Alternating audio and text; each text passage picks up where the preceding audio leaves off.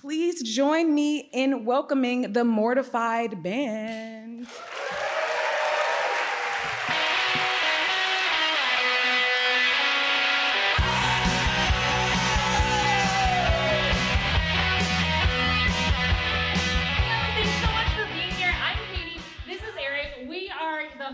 Of Mortified Chicago, and we also produce it. And then this is our band, Dwight and Mike, and we're so excited that you're here. And we're gonna play some songs that you might know. And if you know the words, please sing along. Thank you so much.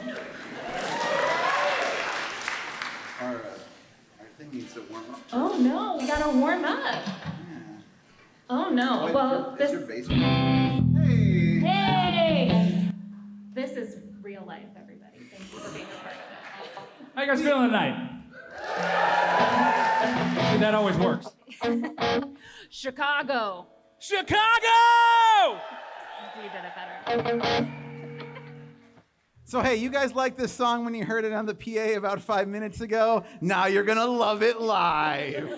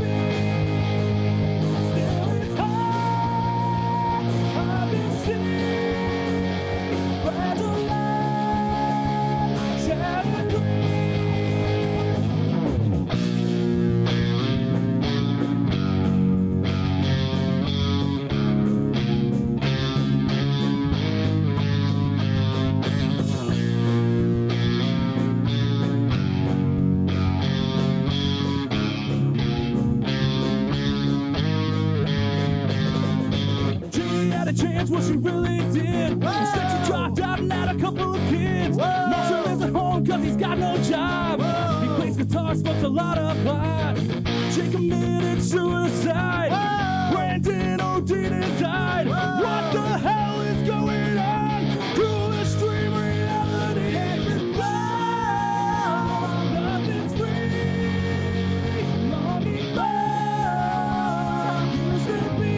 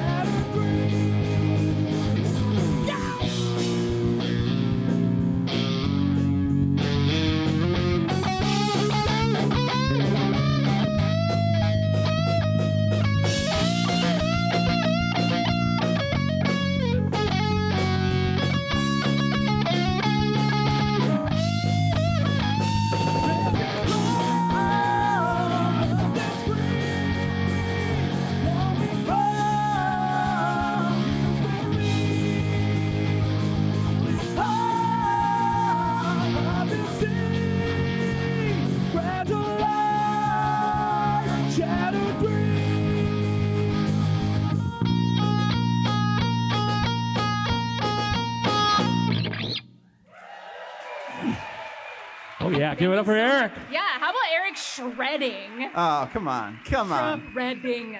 So Dwight and I used to be in a band with our drummer for tonight, Mike Gagne. It's really cool to get to play with Mike again. That was our band on the Bass Drum Head Take Cover. We did play that song, but these next two are our premieres, so I've never played these live before. So if you don't like them, you have to act like you did like them so we feel good. That's the point of this show. Our egos are very fragile. Yeah. That's why we're up here. Yeah. I want you guys, can everybody just feel real smooth right now? Yeah? You feeling it? Yeah, Mike, give me that click.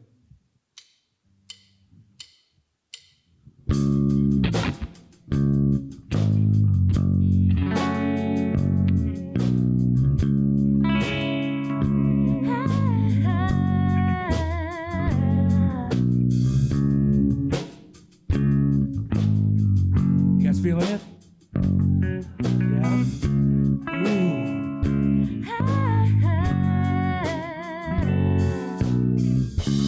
I'm just a bachelor looking for a partner, someone who knows how to ride without even falling off.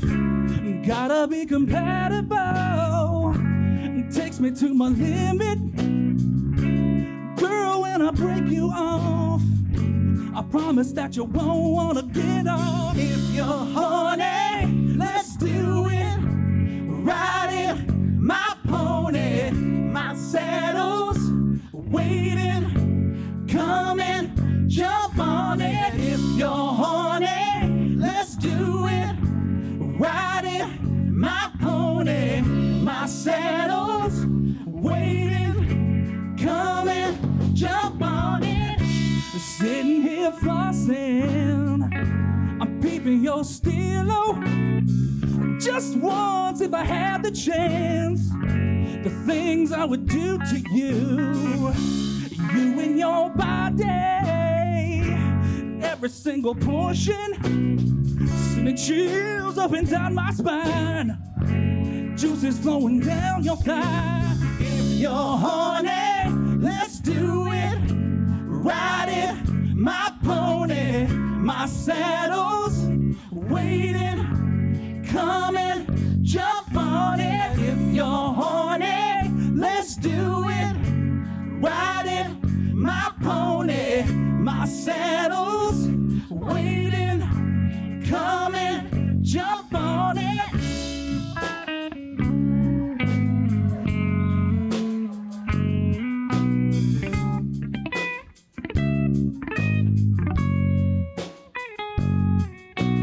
If we're gonna get nasty, baby, first we'll show and tell until I reach your ponytail. Oh, look all over and through you, baby, until we reach the stream.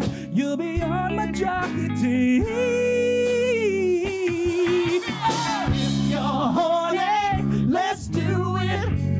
Riding my pony, my saddle's waiting. Come and jump on it. If you're horny, let's do it. Riding my pony, my saddle's waiting. Come and jump on it. If you're horny, let's do it. Riding my pony, my saddle's waiting. Come and jump on it. Oh, yeah. Woo! Oh, hell yeah. You all sound so Yeah, sexy. you sound so smooth. You sound so smooth. I'm a little troubled though because the first time Dwight sang "If You're Horny," I heard people out there cheer. Is this a horny audience, guys? We're gonna send you to. Oh shit! Oh, shit. I don't know, man. The horny police are on their way. This is just a little too horny. Yeah, you're Actually, honest to God, this is about one of the horniest shows we've done. So I guess that set the mood pretty well. This next song solved sexism, and I think you'll all agree.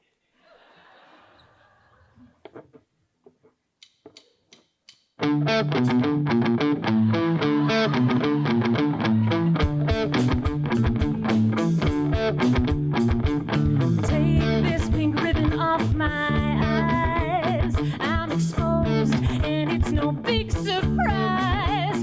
Don't you think I know exactly where I stand?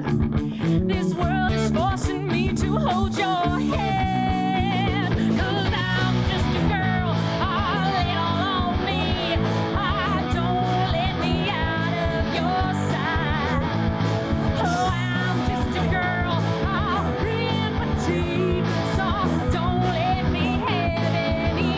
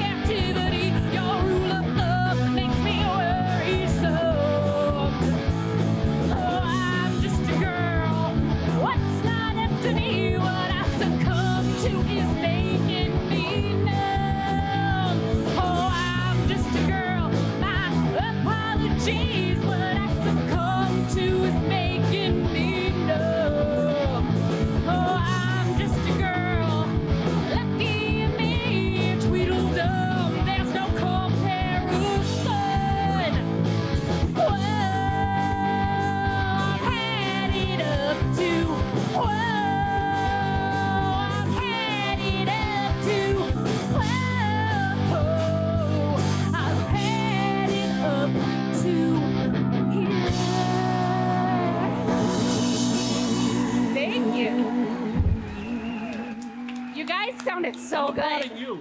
Yes. Sexism is over. Sexism is solved. Now we can finally talk about Hillary's email. Yeah. Hey everybody, welcome to Mortified. Who has been to Mortified before? And for whom is this the first Mortified show they have seen? Amazing!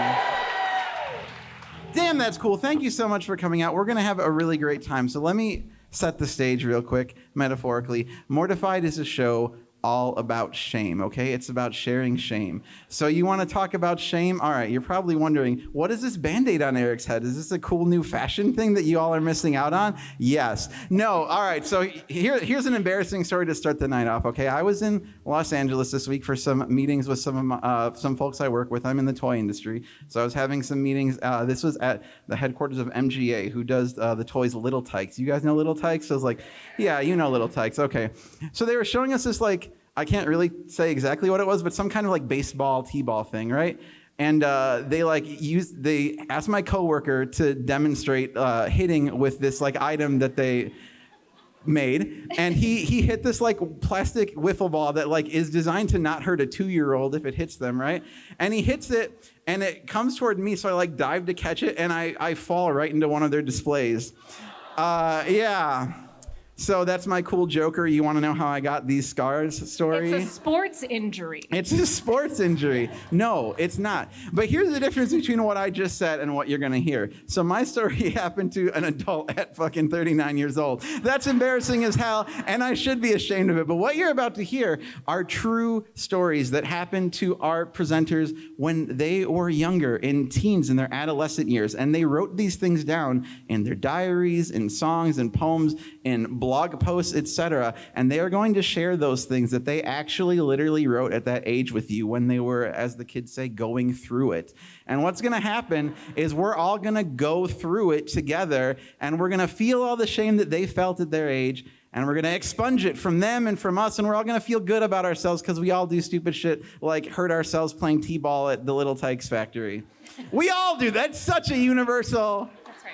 Whom amongst you? We all relate, for sure. But anyway, this show's really great. It's really special. We love having these folks here to share these things that, like, truly it is embarrassing, and it takes a lot of guts. So with that said, I'd really like to ask you to please put your hands together for these 5 people who are about to get mortified.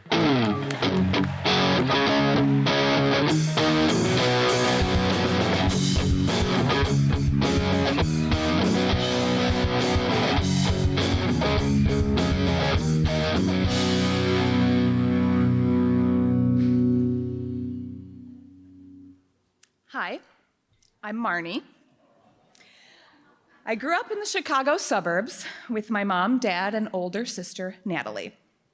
My sister was far more rebellious than I was, so I took on the role of respectful younger child with a fervor that would eventually alarm my parents more than it pleased them.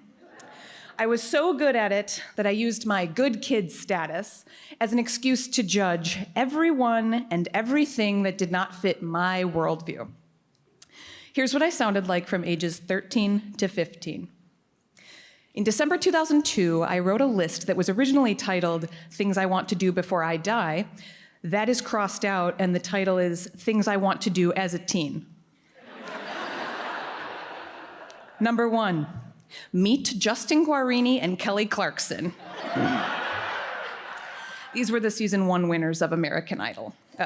Winner and runner-up. Number 2, tell off a guy who hurts a friend. Number 3, write a teen novel or poetry book. 4, completely avoid smoking, drinking, and alcohol, duh. December 29th, 2002. I went to see 2 Weeks' Notice at the theater today. It was a fine movie, but a predictable, customary romantic comedy all the same. Sigh.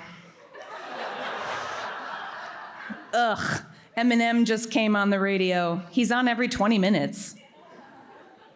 March 18th, 2003. Homesick with fatigue.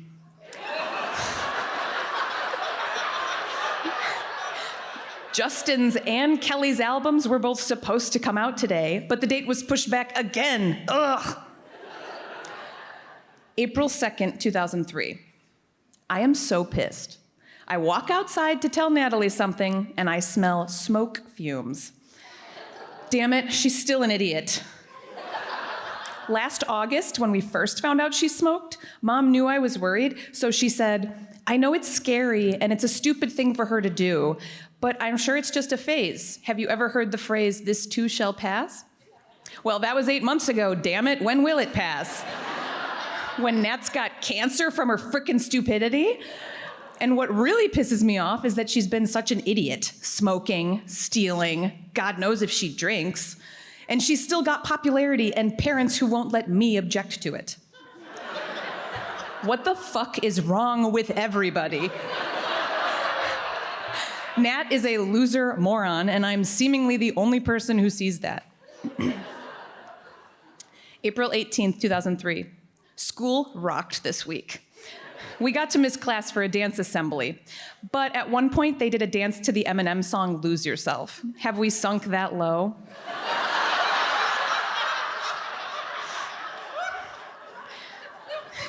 We then entered the summer between junior high and high school, and my hormones found ways to briefly overshadow my holier-than-thou judgments. Briefly. June 21st, 2003. I went to see the movie From Justin to Kelly with Rachel. Dare I admit to enjoying it? Rachel only liked mocking it, as did I. But Justin was so alluring. Is that the word I want? Let's just say that he is damn sexy. They should put him and Mr. Gage in a movie together. Mr. Gage was my 8th grade health teacher.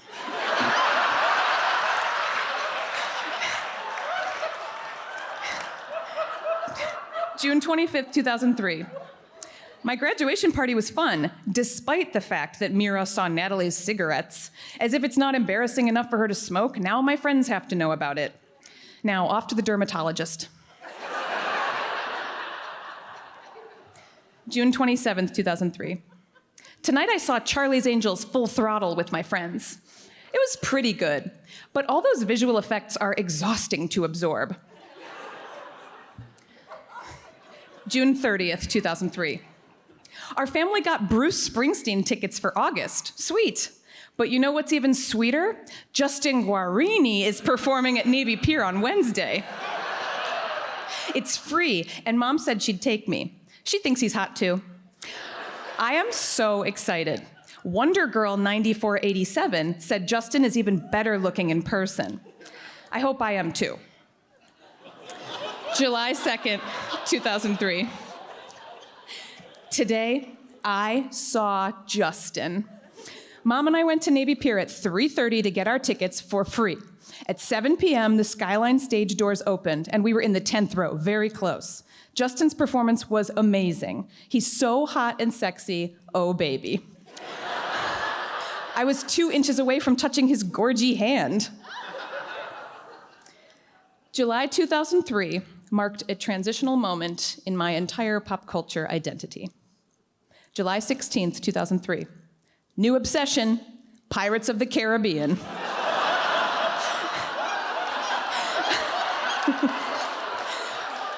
I saw it on Sunday with Sammy and Rachel, and then last night with Sammy and Alexa.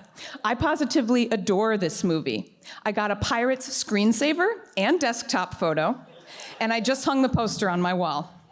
I gotta see it as many times as I can, because these kinds of movies just aren't as good on a small screen.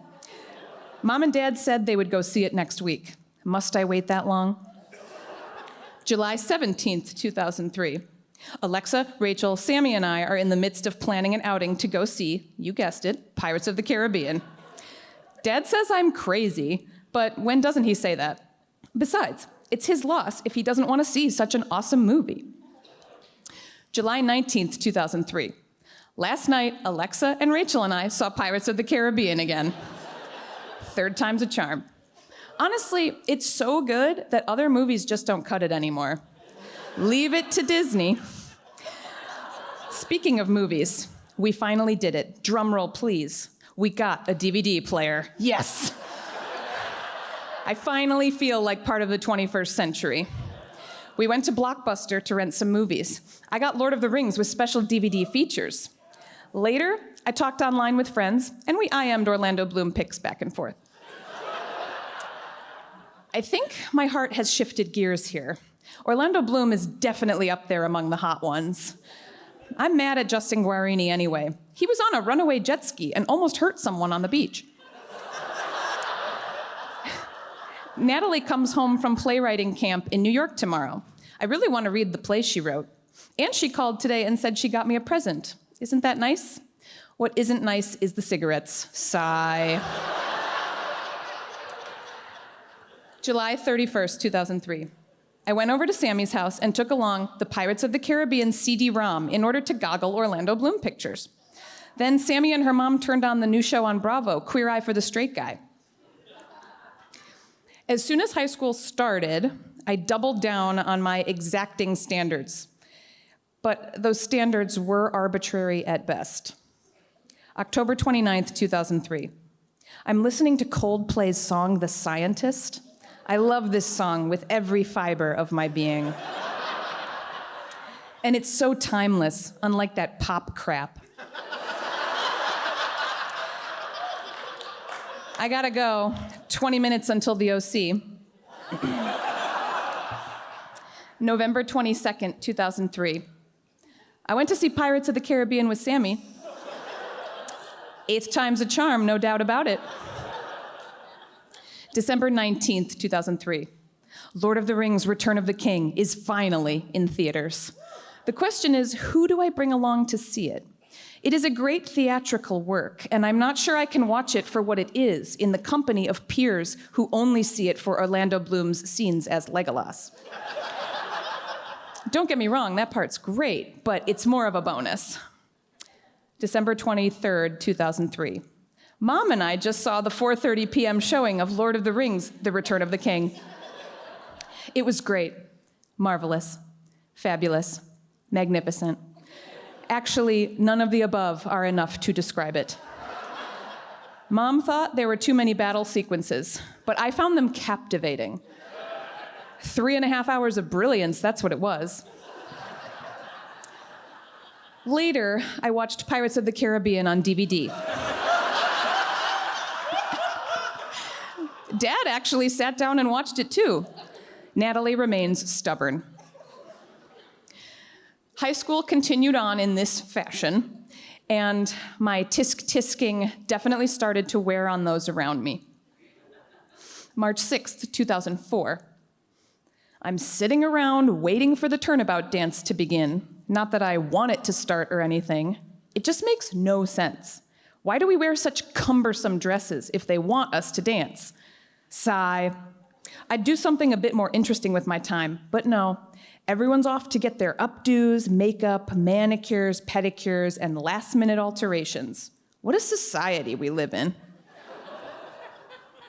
It took me all of high school to realize that this judgmental attitude was jeopardizing my friendships, because I was honestly shocked that people could tire of me telling them that their choices and opinions were stupid.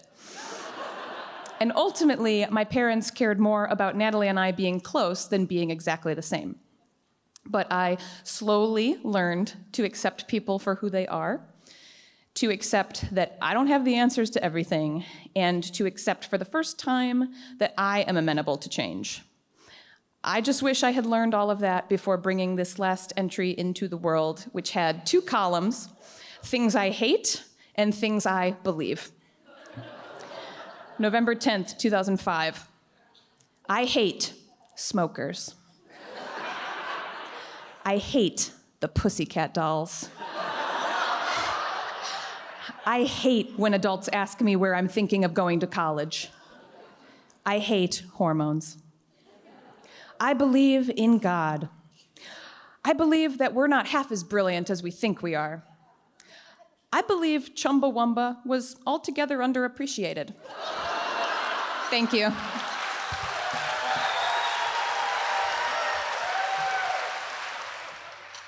Tomorrow we could drive around this town and let the cops chase us. take its place. Hey, jealousy. Hey, jealousy. Hey, jealousy. Hey, jealousy.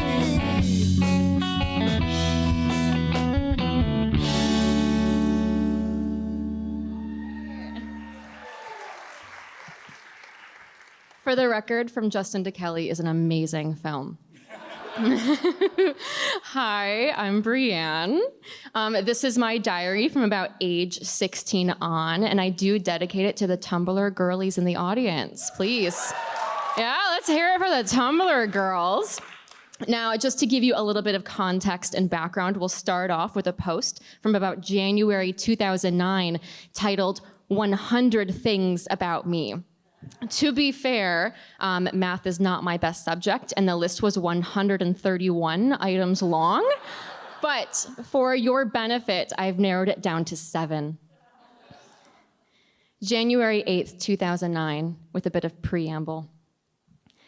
It's hard to share some of the things you don't like about yourself, or some of the things you wish were different. But maybe by facing these truths, I'll be able to work on these things and become the person I want to be. So number 1, I am terrified of not living up to my own expectations. Not funny, just sad. Number 16, the only reason I've ever wanted to be a cheerleader is because of the outfit. Number 17, I want to see a psychologist just for the experience. Number 42, I think the OBGYN is disgusting and I do not see the point of one. She learned. Number 63, I try not to do anything too immoral because I know that's how you usually end up in one of the Saw movies' torture devices. Number 81, I hate fangirls. Number 82, I'm a Twilighter and I've read the book 5 times.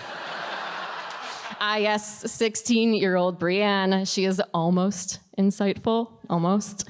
Now, one thing that does stand out to me about this period of time, according to my Tumblr posts, is that I was deeply, deeply boy crazy, as you'll see from March 31st, 2009. Oh God. I saw this leaked photo of Arpats from the movie Little Ashes. It features him. So you've seen it too. Oh, great, photos of me, fantastic. It features him standing in front of the mirror, all caps naked, but no worries, he's tucking. I'm not sure whether to be scared or turned on. Now, at about the same time that I was memorizing excerpts from Twilight and listening to Burning Up every night before I went to bed as a way of tricking my brain into lucid dreaming so I could practice kissing with the worst Jonas brother, I was starting to question some things. February 15th, 2010. I am having a major feminist moment. I'm doubting the whole concept of changing your last name post-marriage. I mean, marriage is, by definition, an intimate union of 2 people. So if the focus is on the couple as a whole, why does the woman give up her identity to a representation of her husband's property? I mean, that's what it's doing. You are no longer yourself. You are his. I'm sure I'm the only one thinking this. No, I want to give teen me some credit here. She had not yet read Feminist Theory. But, really, I just knew that I wanted to be wanted by boys, even though at this point I hadn't yet started dating. So I'm sure you're asking yourselves, okay, Brienne, how did the whole dating thing go? Thank you. So as you'll see from the photo behind me, this is me and my first ever and soon-to-be ex-boyfriend, Adam, although he is a half Adam, half horse. And I appear to be beating him with what looks like a baseball bat. And, I do not want to let my artistic insight go to waste. This is an utter portrait of self-awareness because I was devastated by the breakup. And I knew that although it was bad for me, I couldn't stop thinking about it, hence beating a dead horse. Very, very self-aware. Why I made sure to include his Twitter handle, which is blacked out, I have no idea. He needed to be contacted. But maybe the answer will be in the poetry I started writing. Yes, poetry. The ghost of you steals the wind from my lungs. Your non-existence makes your presence that much more dominant. It overwhelms the desperate desert clouding between my ears. Please go away. Please go away. Oh, don't clap yet, it's not over. I see you though. I sink in the morning and drown in the afternoon, and I'm numb to the hours and attempts at bad poetry because I'd rather be plucking the strings of my ukulele. Plucking the veins from your wrist, your shirt saturated in what I no longer try to hide like a fucking asshole. Wring it dry. It was an eventful year. Thank you. Now, at the end of this year, 2011, I decided to start a new tradition inspired by the many, new experiences and new feelings I was having. And I figured a good way to do that was to start a first of many years in review. 2011 firsts. First kiss. First drink. First serious boyfriend. First blowjob / oral / hands / etc. But it didn't end there. Here is my 2011 by the numbers. 1 friend gained. 6 friends lost. Okay. 3 boys kissed. Approximately 10 blowjobs given. 9 drunken nights. 6 boys rejected.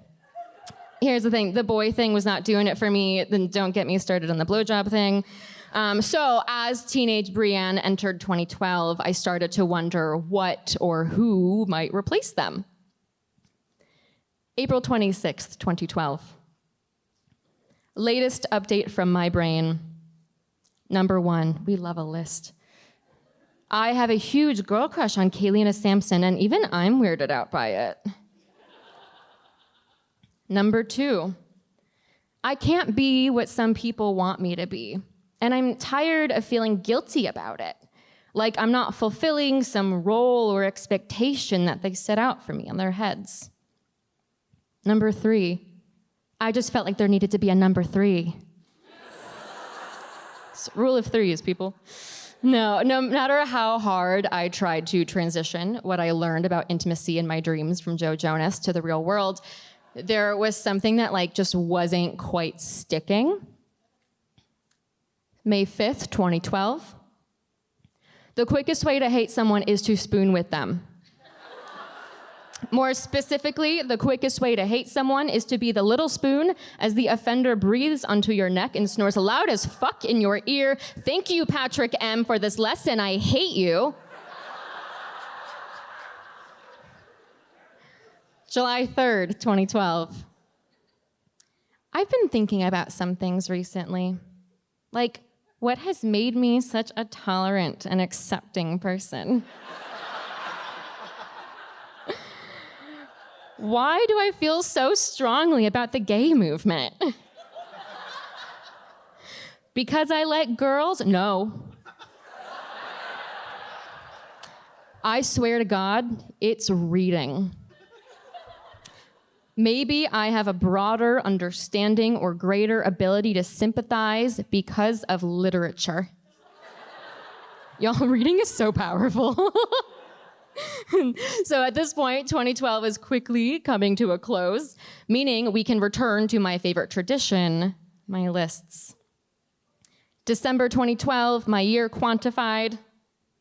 37 friends gained. 8 friends lost. First time smoking hookah/weed/cigarette, just one. First drunken vomit, parentheses, hangover. First tequila shot. First girl makeout, unrelated. Now, at this point, at about age 19, I was starting to get a little bit more reflective, really finding the meaning or trying to find the meaning in all of these firsts and feelings. So I did add a new section to my year in review. This is 2012 lessons learned. 1, learn to care about something else. There are plenty of things in the world that deserve your attention that aren't boys. And 2, try things just for the sake of trying it. Who knows when you'll get another chance? So the context here being that my turn away from men, noble act, charitable, even, time is your greatest commodity, and also kissing girls just like trying sushi or going skydiving is something that everyone should do once. So let's see how the next year went for me. February 8th, 2013. At first it was cool, I guess, the threesome.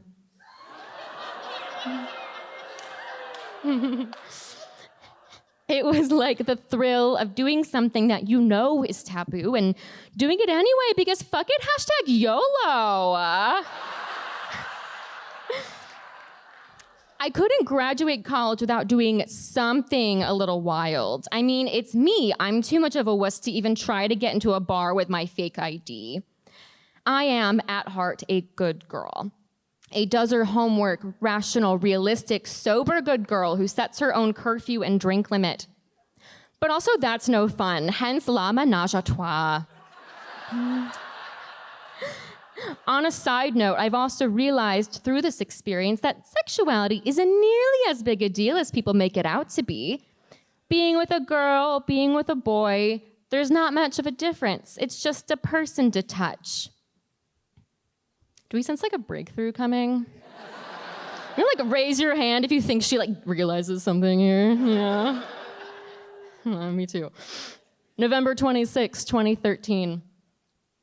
Lately, I've been thinking, I just want to find myself a nice girl. December 2013. First sex. First women's studies class.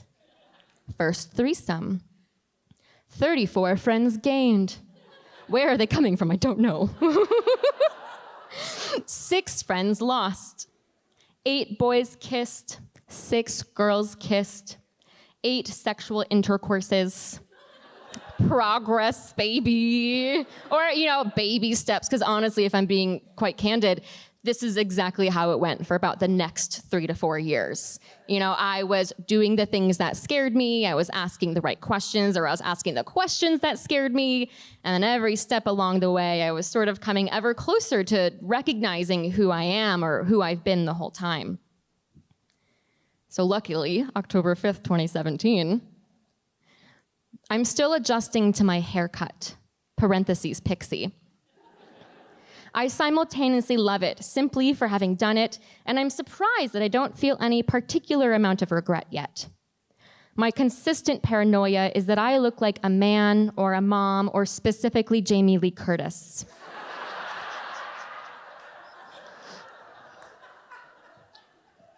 I also wonder how I present to other people and how I can manipulate it based on the clothes I wear, i.e., how much of a power gay do I want to seem today?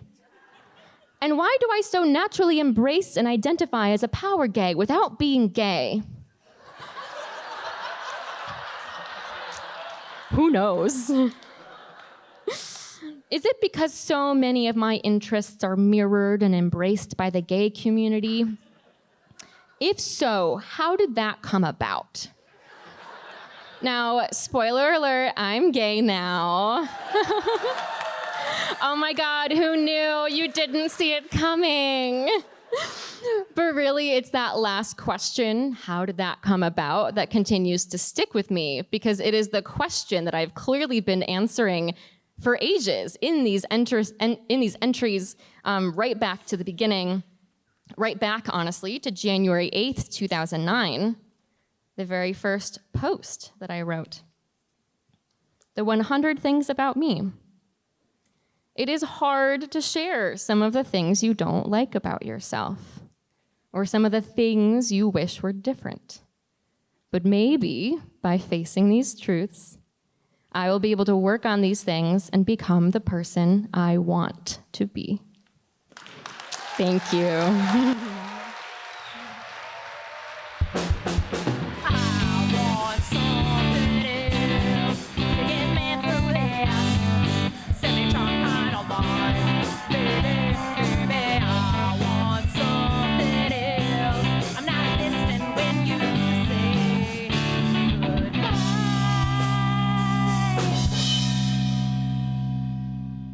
Hi, I'm Kate.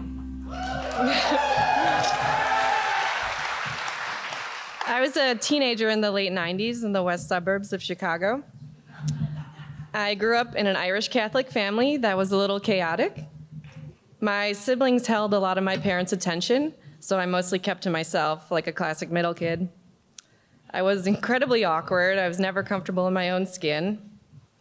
I channeled all of my frustrations into my journals. These are some of my extremely dramatic feelings from that confusing time. Darkness.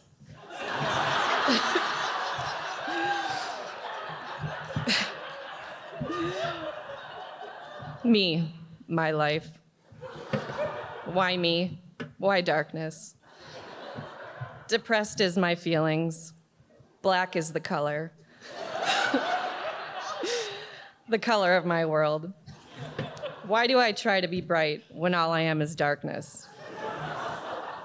Again, why is the question? Why is this happening to me? Dark, black, darkness.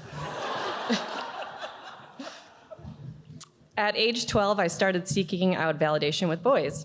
It didn't always work out. It was also the age I apparently started using swear words. Matt Jones dumped me. I am so sad. Well, he was being a jerk anyway, always flirting with other girls, especially Kelly Anderson, bitch. I hate her. Fuck Matt Jones. Fuck.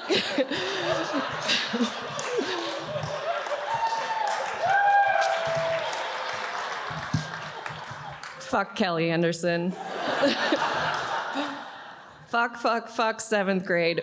Fuck, shit. Fuck Matt Jones.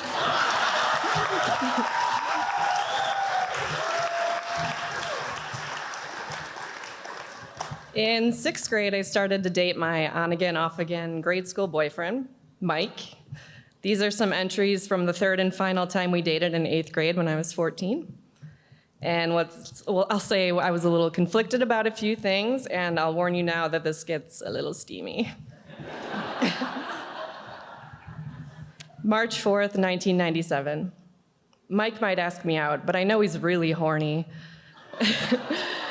And I don't want to be fingered or give him a hand job or anything. I hope he understands.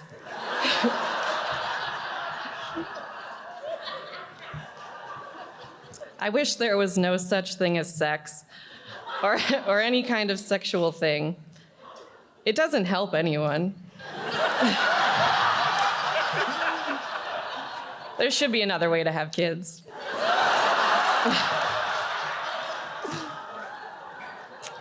This is from April 15th, 1997. One of the main reasons I don't want Mike to feel me up is because my boobs are small. I don't know, I would feel uncomfortable letting him feel what's under my baggy shirt.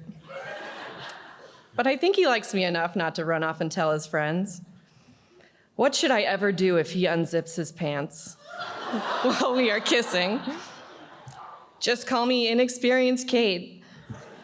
Too shy to persist, too bold not to.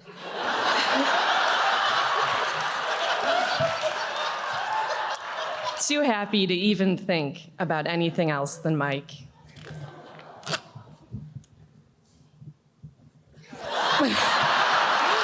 Mike, Mike, Mike, Mike, Mike, Mike, Mike, Mike, Mike, Mike.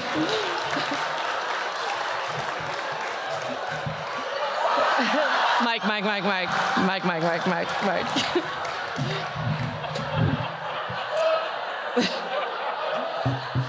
I really liked Mike. June 6, 1997. Megan and I went to Great America, and there were these girls in front of us in line, and they were beautiful. And for the first time, I thought I was gay. It was strange, but I remembered Mike.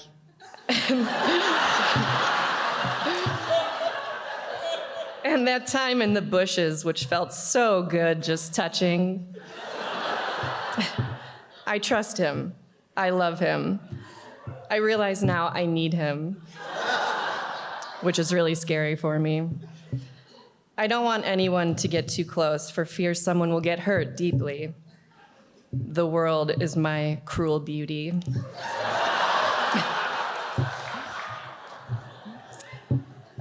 As I navigated the world, I struggled with who I was and what I wanted to be when I grew up. I made this list to help me focus on at least the things I didn't want. Things I don't want in my career. Old people.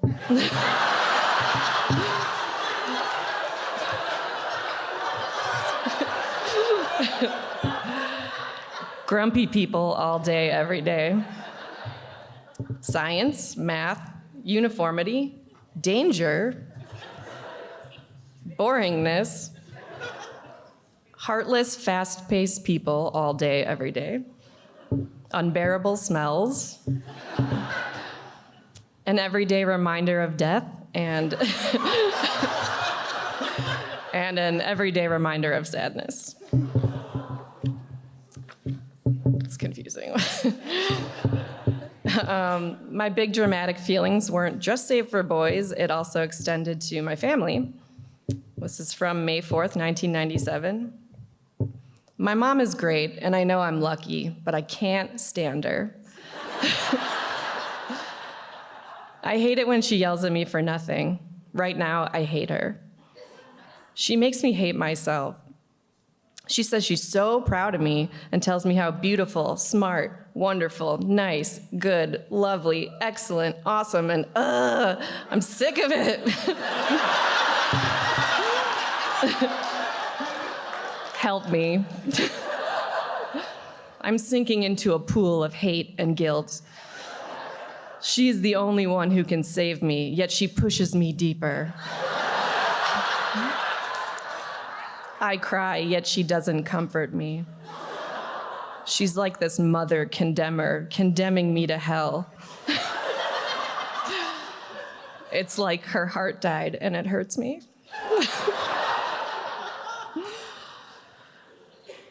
This is an entry written when I was 15 after my 10-year-old little sister, Rosemary, wouldn't help me do the dishes. Rosemary takes a lot of things for granted. She never helps unless it's for her benefit, but she will never break the barriers of my barred-up soul. She will never see or feel the depths of my heart, nor will she ever find her own heart.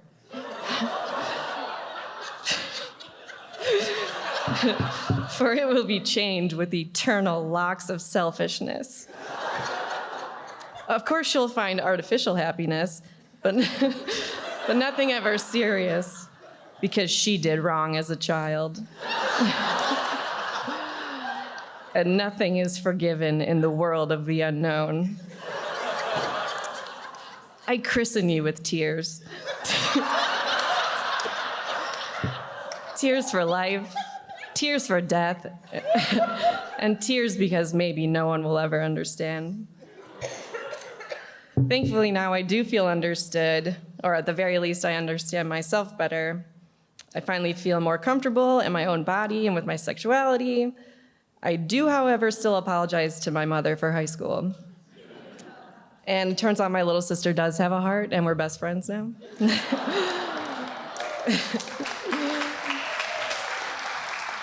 And it feels good not to need all these journals to express myself anymore. Thank you.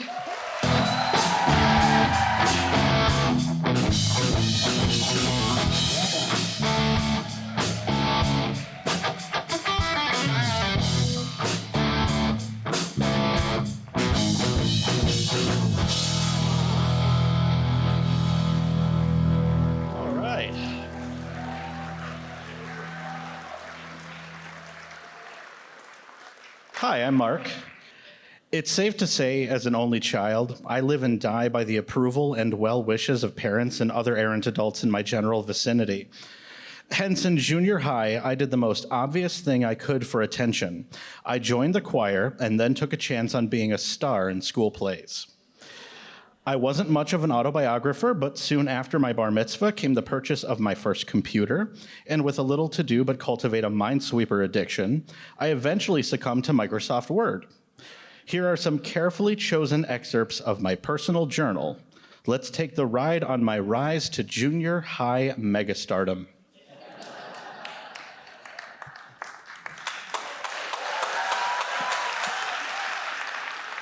This is going to go on for an hour if that happens. Tuesday, March 7th, 1995.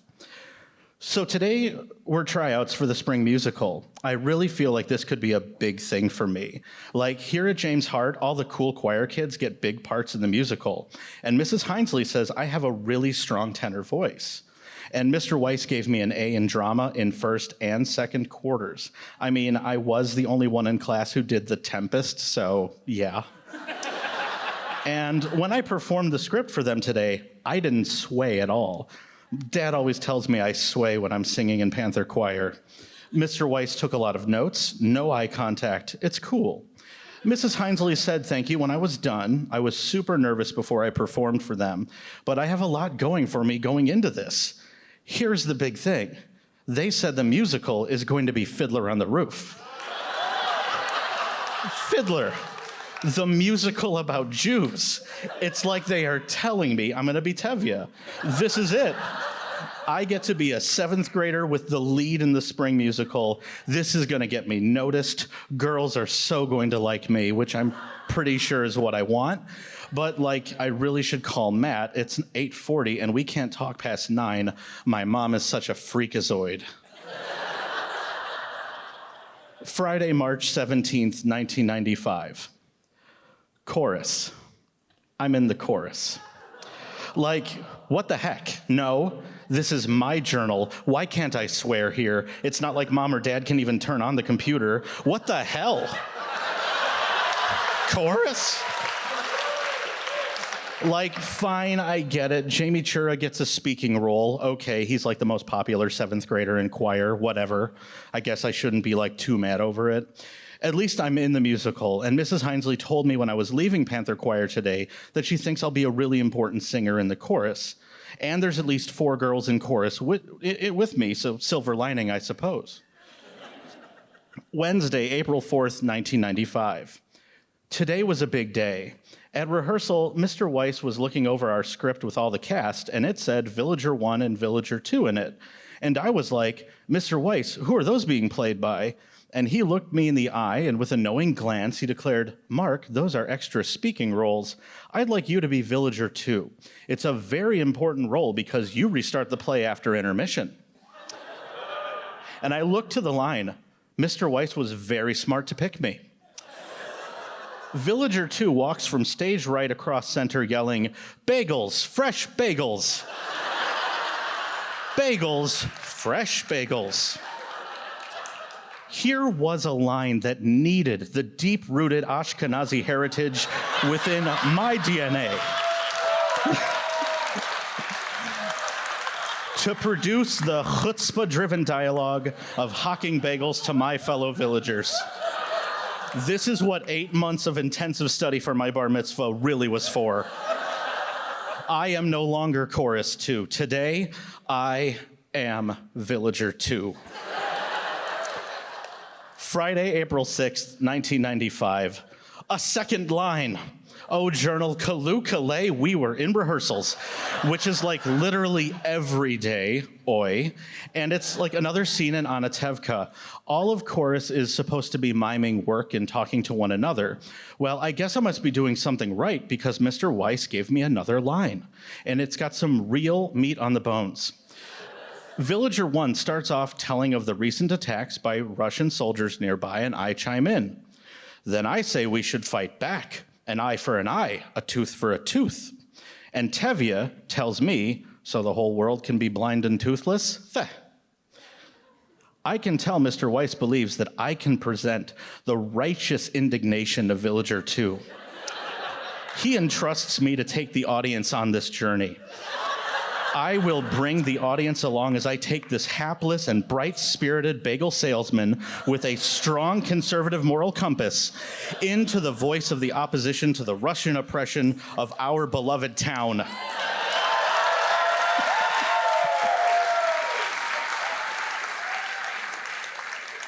I know it's only 2 lines, but I could tell the trust and belief Mr. Weiss had in me. Plus, in drama class this afternoon, he had me cut the lights while we watched a video. Saturday, May 20th, 1995. So tonight we had our first performance. Chorus was on point for every song. Tradition got a huge applause to start. Jeff was Tevye tonight. Mario will be Tevye tomorrow. Something cool happened too. Just like when I made my bar mitzvah speech, I got the crowd to laugh. When I opened Act 2 with the bagels, fresh bagels, I waited the right amount of time before shoving my basket right at Villager 1 with a more insistent bagels, fresh bagels. The crowd's giggle made me feel like $1 million. And then, get this, when I delivered my eye for an eye line and Tevye hits me back with the blind and toothless thing, I was totally in the moment. I reacted to him with a stare that was perfectly balanced between anger, because how dare he talk back to me, he's just a milkmaid, and regret, because perhaps he has a point. And again, a few laughs at my reaction. I can't wait for the cast party after the matinee. This is the start of something huge for me. I can feel it. Time jump. So yeah, I wasn't Tevye, but that summer before 8th grade, I grew a 1/4 inch, and my mom told me I didn't need to wear orthopedic shoes anymore. So expectations for a killer 8th grade were as high as one might expect. Wednesday, September 20th, 1995. 8th grade is so much better than the 7th. It's like we're the leaders of the school. It's awesome. And I just can't believe it. I auditioned for the Barbershop Quartet and Panther Choir, and I'm in. I'm the high tenor. Jamie Chura is the lead. Real surprise, Mrs. Hinesley. Curtis Goodman is baritone, and Ralph Artisty's bass. No one expected me to be in it. This is huge. I can tell this is what's gonna make my year. What girl doesn't love a barbershop singer?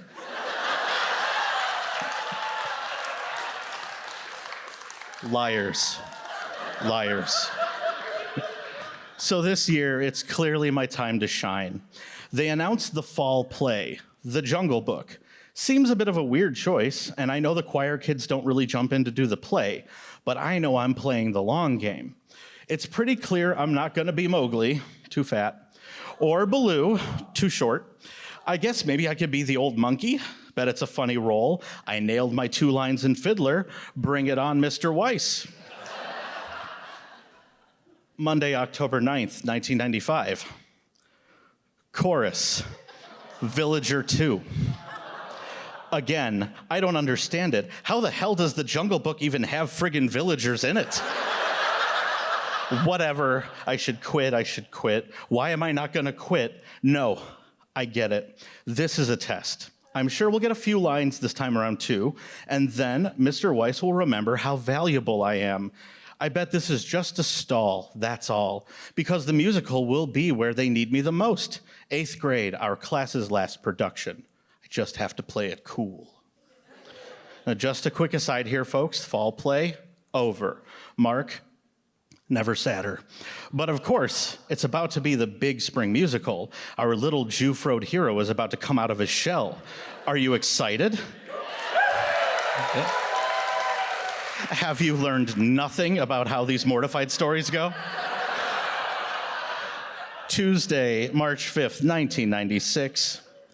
So our last musical, while I'm at James Hart, everyone was saying it would be Oklahoma. I figured on The Music Man, but no, it's Peter Pan. Audition was today. I walked in confident. Mrs. Hinesley loves our barbershop. It's almost basically a given that Jamie will be Peter Pan. I mean, he's basically still a boy anyways, whatever. Not jealous. Ralph would be a great Captain Hook, so at this point, I'll just be happy with any of the main cast. Anything with like 20, 30 lines, I'm not cocky. I did my reading at the audition fine. Mr. Weiss was ear-to-ear smiles. He even said, "Thank you, Mark. I was looking forward to your audition." It's gonna happen. I can feel it. Oh, also journal. I can't believe it never dawned on me just to use the VCR to tape Batman when I have after-school rehearsal. I can't believe that Matt got to see the pilot for Superman the Animated Adventures before I do. Lucky jerk. Friday, March 15th, 1996. Journal, I don't know what's wrong with me. They posted the cast list again. Again, my expectations were not high. Started from the top down. Tom Moore is Peter Pan. Okay, unexpected, but he was the lead in the Jungle Book, so I guess Mr. Weiss sees him as the star of our class. Fine. He's cool enough, I guess. I'm not sure what marijuana is yet, but I'm certain he's on it. Matt Miller is Captain Hook. Honestly, I never saw that one coming, but Matt's always mean and dismissive of me, so sure, give him a hook hand and tell him to steal children. Jamie Chura is Michael. Heather Henschel is Wendy. Fine, Jamie's basically a child anyway, and Heather called me weird once. Ralph is Smee, which I suppose makes sense if Matt Miller is Hook. They're basically captain and first mate everywhere else, yada, yada, yada. And there I am. Chorus, Lost Boy 2.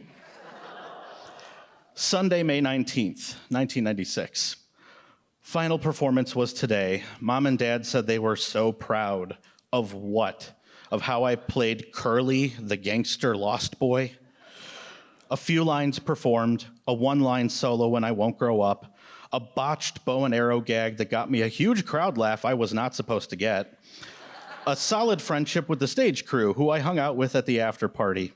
There goes any last semblance of my budding popularity, but I suppose that's fine. Between you and I, Journal, I don't think I could have handled the pressure to memorize all those lines. With Pan, Jungle Book, or Fiddler, I'm not natural becoming someone else. When I'm doing a little barbershop shtick, then I'm my best me. Getting a laugh from the crowd, knowing when to hit the beat to get a giggle, that's what comes natural to me, not prancing upstage left while the orchestra swells. Mr. Weiss pulled me aside when I was handing in my costume to one of the volunteer moms, my heart clearly on my sleeve. Mark, when you get to HF, you really should consider original comedy on the speech team. He gushed at me with the excitement of a man who aspired to instill the love of spoken word to me by way of permanently installing me in his productions as Chorus and Idiot 2. Thanks, Greg. I'll take it to heart. Right after these fresh bagels.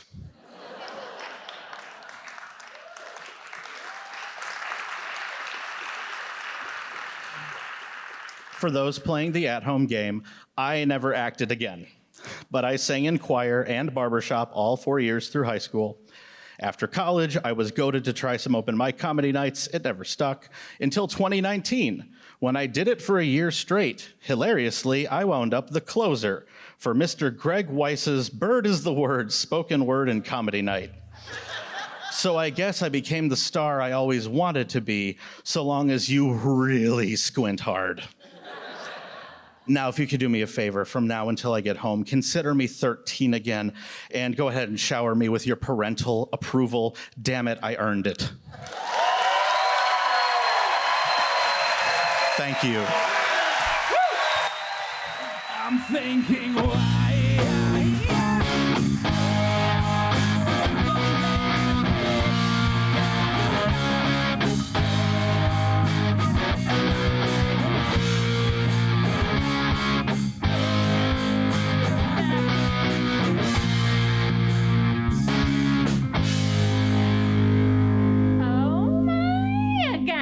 Give it up one more time for the performers you saw tonight. Weren't they great? They were great. They were great. Yeah, and if you want to learn more about them, you can follow Mortified on social media. We put stuff on them about them on, I guess, X, Facebook, and Instagram. We are not on TikTok because most of the production team is in our 30s. Great. If you have adolescent writings lying around, please submit to be in this show. The only way we can do this show is by people volunteering to be a part of it. So please, Let us see your weird shit. All right, and now I'm gonna say thank you to a lot of people because a lot of people made tonight happen. So I wanna say thank you to my co-producer, Eric Garneau.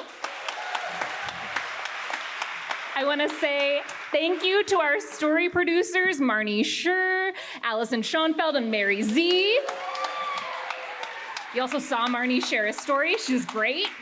I wanna thank Dwight, our music director. I wanna thank Mike on drums. I want to thank our friends at WBEZ, Eddie, Asha, everybody, Natalie. Thank you guys so much. Yeah! Thank you. Thanks to the Studebaker Theater, to Goose Island. There's an opportunity to tip somebody who gave you a beverage or something, make sure you do that. Okay, all right. And then I also want to share, we have a very exciting thing happening with Mortified at the end of the year. Yeah, we have our next show, and it is our 20th anniversary show. Yeah! That's Announced right now.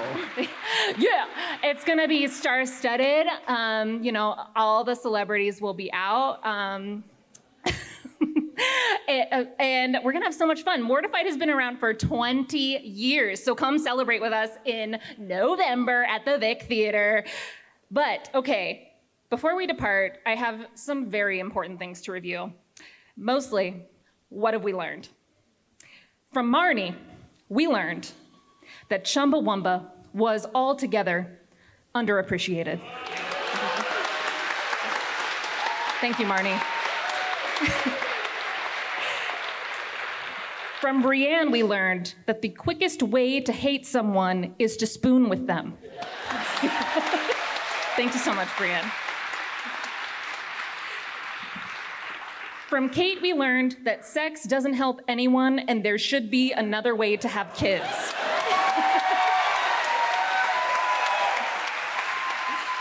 That's right.